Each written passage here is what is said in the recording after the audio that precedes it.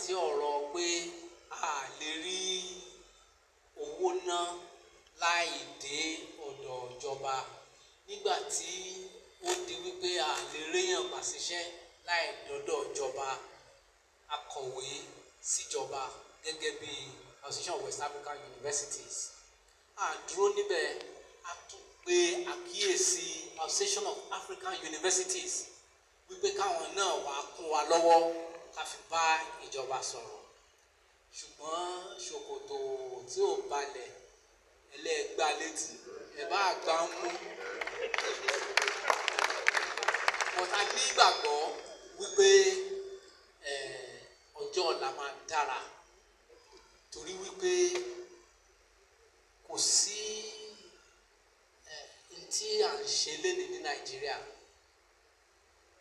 Ó le, ó lágbára, ó ká wa lára.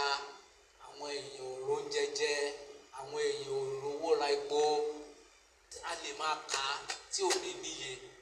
Ṣùgbọ́n tó dá èmi lójú ni wípé bí a ṣe ń bá a bọ̀ tẹ́lẹ̀ kò lè já síbi tó dáa.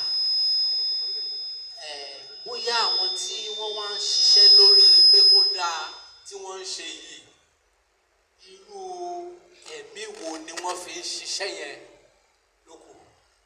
Tó bá jẹ́ ọkàn kan ni wọ́n fi ń ṣe bá a ṣe gbà, tá a sì nígbàgbọ́ pé wọ́n ń fọkàn kan ṣe, dídùn lọ́sàn-án oṣù níkẹyìn. Àṣírí bá a ṣe lé sí láàrin èsì ìtọ́dún yìí, wàhálà nítàpẹ̀, Ọlọ́run ló ní kí kòkó so. Àwọn tí Ọlọ́run fi ṣe ọ̀gangan gẹ́gẹ́ bí àwọn tíṣà wa tí wọ́n kọ́ wa lẹ́kọ̀ọ́, wọ́n mójútó ṣẹ́ wọn.